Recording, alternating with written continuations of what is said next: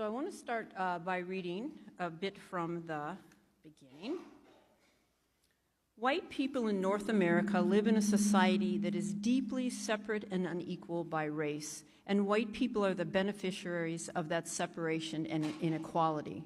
As a result, we are insulated from racial stress at the same time that we come to feel entitled to and deserving of our advantage.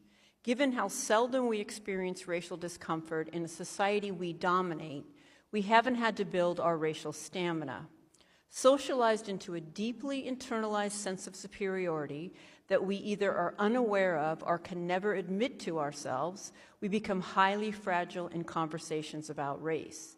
We consider a challenge to our racial worldviews as a challenge to our very identities as good, moral people.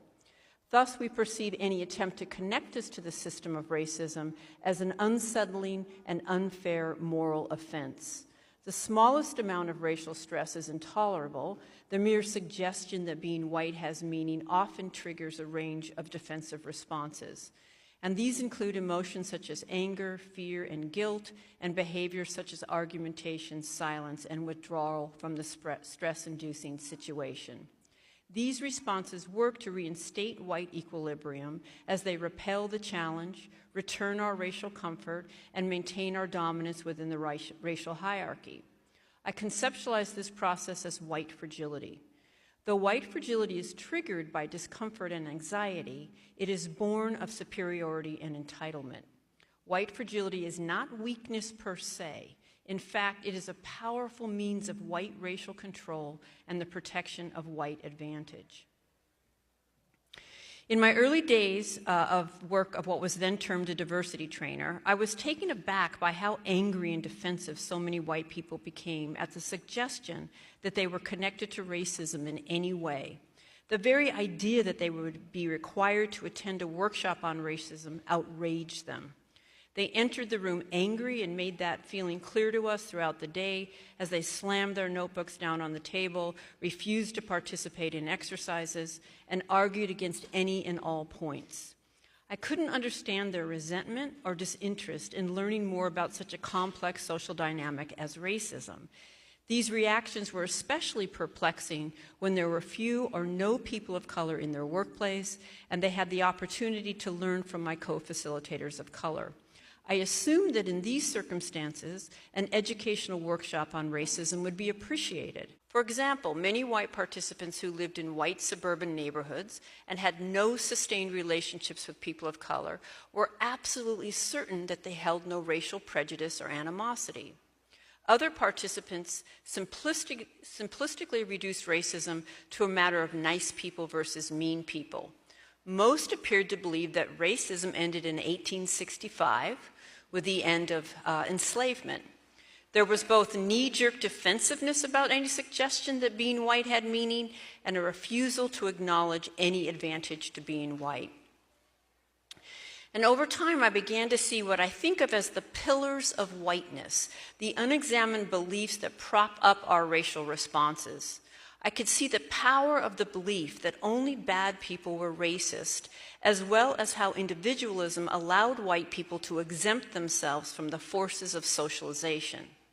I could see how we are taught to think about racism only as discrete acts committed by individual people, rather than as a complex, interconnected system. And in light of so many white expressions of resentment toward people of color, I realized that we see ourselves as entitled to and deserving of more than people of color deserve. I saw our investment in a system that serves us. I also saw how hard we worked to deny all this and how defensive we became when these dynamics were named. In turn, I saw how our defensiveness maintained the racial status quo. And none of the white people that I identify, whose actions I describe in this book, would identify as racist.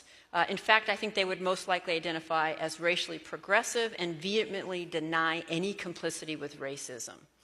Yet all of their responses illustrate white fragility and how it holds racism in place. These responses spur the daily frustrations and indignities people of color endure from white people who see themselves as open-minded and thus not racist. This book is intended for us, for white progressives who so often, despite our conscious intentions, make life so difficult for people of color. I believe that white progressives cause the most daily damage to people of color. And I define a white progressive as any white person who thinks he or she is not racist, or is less racist, or is in the choir, or already gets it. White progressives can be the most difficult for people of color because to the degree that we think we have it, we're going to put all of our energy into making sure you think that we have it, and none of it into what we need to be doing for the rest of our lives. You find that piece. It's a manifestation of racism that well-intentioned people who see themselves as educated and progressive are more likely to exhibit. It exists under the surface of consciousness because it conflicts with consciously held beliefs of racial equity and justice. Aversive racism is a subtle but insidious form, as aversive racists enact racism in ways that allow them to maintain a positive self-image, e.g., I have lots of friends of color, I judge people by the content of their character, not the color of their skin. And whites enact racism while maintaining a positive self-image in many ways. For example, rationalizing racial segregation as unfortunate but necessary to access good schools.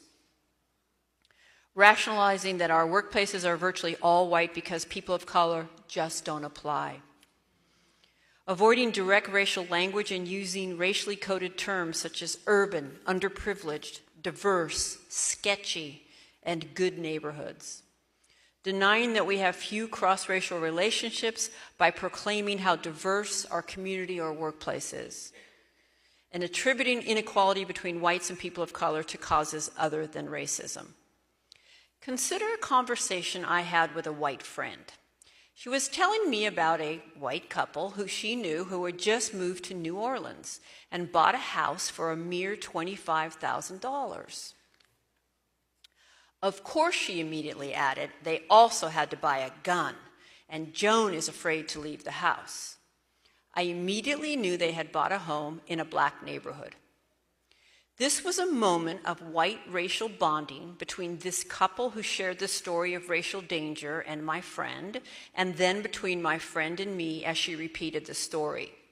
Through this tale, the four of us fortified familiar images of the horror of black space and drew boundaries between us and them without ever having to directly name race or openly express our disdain for black space. Notice that the need for a gun is a key part of this story. It would not have the degree of social capital it holds if the emphasis were on the price of the house alone. Rather, the story's emotional power rests on why a house would be that cheap. Because it's in a black neighborhood where white people literally might not get out alive. Yet while very negative and stereotypical representations of blacks were reinforced in that exchange, not naming race provided plausible deniability. In fact, in preparing to share this incident, I texted my friend and asked her the name of the city her friends had moved to. I also wanted to confirm my assumption that she was talking about a black neighborhood. I share the text exchange here. Hey, what city did you say your friends had bought a house in for $25,000? She replies, New Orleans. They said they live in a very bad neighborhood and they each have to have a gun to protect themselves. I wouldn't pay 5 cents for that neighborhood. I reply, oops. I assume it's a black neighborhood? Yes, you get what you pay for. I'd rather pay $500,000 and live somewhere where I wasn't afraid. I reply, I wasn't asking because I want to live there. I'm writing about this in my book.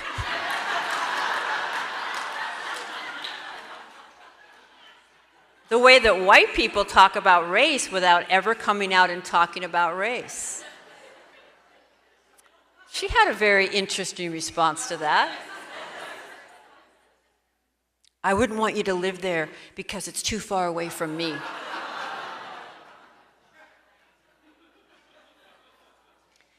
Notice that when I simply ask what city the house is in, she repeats the story about the neighborhood being so bad that her friends need guns, When I ask if the neighborhood is black, she's comfortable confirming that it is. But when I tell her that I'm interested in how whites talk about race without talking about race, she switches the narrative. Now her concern is about not wanting me to live so far away. This is a classic example of aversive racism, holding deep racial disdain that surfaces in daily discourse, but not being able to admit it because the disdain conflicts with our self-image and professed beliefs. Now, readers may be asking themselves, but if the neighborhood is really dangerous, why is acknowledging this danger a sign of racism? Research in implicit bias has shown that perceptions of criminal activity are influenced by race. White people will perceive dangers simply by the presence of black people. We cannot trust our perceptions when it comes to race and crime. But regardless of whether the neighborhood is actually more or less dangerous than other neighborhoods, what is salient about this exchange is how it functions racially and what that means for the white people engaged in it. For my friend and me, this conversation did not increase our awareness of the danger of some specific neighborhood. Rather, the exchange reinforced our fundamental beliefs about black people. Toni Morrison uses the term race talk to capture, quote, the explicit insertion into everyday life of racial signs and symbols that have no meaning other than positioning African Americans into the lowest level of the racial hierarchy. So this leads to white fragility. And we actually have the poster boy for white fragility right here in the front row. Because I'm married to him and I made him pose in the kitchen. And he's like, everyone's going to think I'm an asshole now. And I'm like, yeah, they are.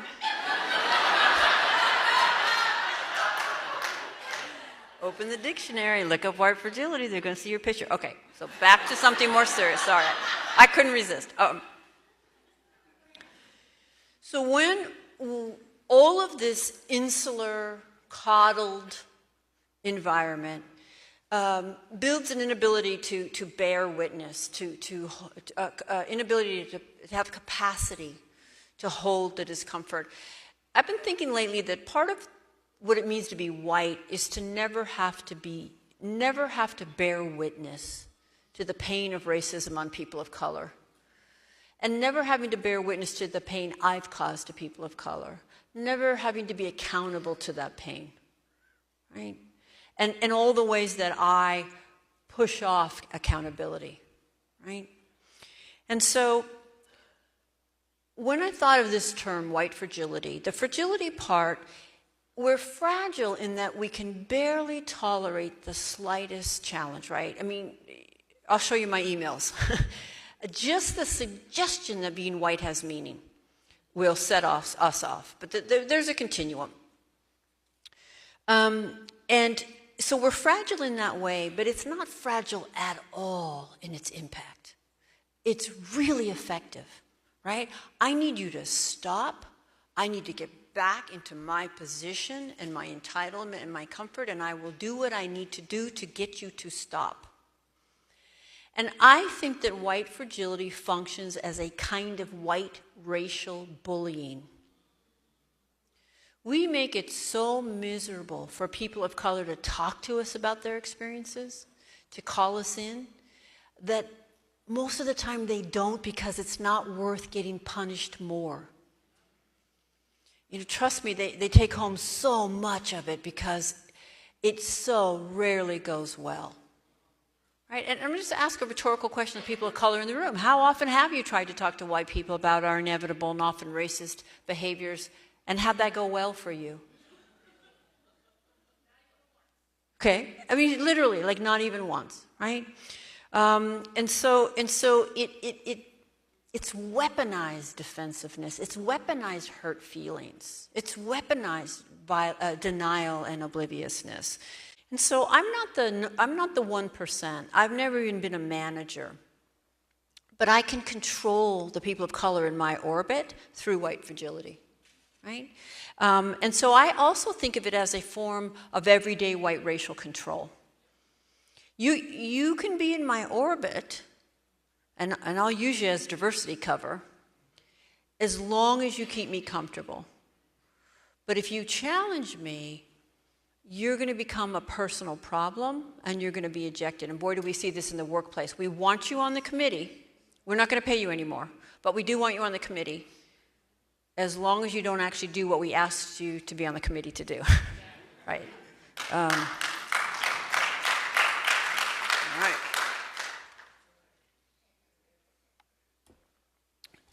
Oh, I got to read a piece from 112.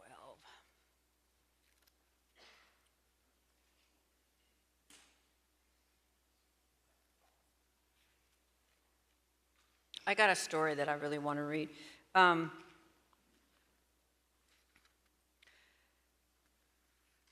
Okay, so I was working with a group of educators who had been meeting regularly for at least 8 sessions. The group was composed of the equity teams for a public school system, self-selected by people who wanted to support equity efforts in their schools.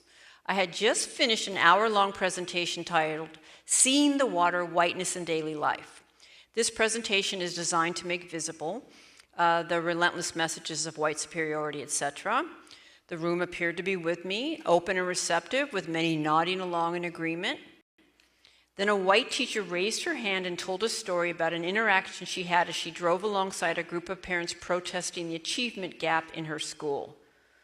And she then proceeded to imitate one mother in particular who offended her. "You don't understand our children," this mother had called out to her as she drove by. By the stereotypical way that the white teacher imitated the mother, we all knew that the mother was black. The room seemed to collectively hold its breath at her imitation, which was bordering on racial mockery. While the teacher's concluding point was that, on reflection, she came to realize that the mother was right and that she really didn't understand children of color, the emotional thrust of the story was her umbrage at the mother for making this assumption. For the room, the emotional impact was on her stereotypical imitation of an angry black woman. As this story came to a close, I had a decision to make. Should I act with integrity and point out what was racially problematic about the story? After all, making racism visible was literally what I had been hired to do. Further, several African American teachers in the room had certainly noticed the reinforcement of a racist stereotype. To not intervene would be, yet again, another white person choosing to protect white feelings rather than interrupt racism. A white person who billed herself as a racial justice consultant, no less. Yet I would be taking the risk of losing the group, given the likelihood that the woman would become defensive, shut down, and the room would split into those who thought I had mistreated her and those who didn't. This happens every time you actually call it out in the moment in the room, right?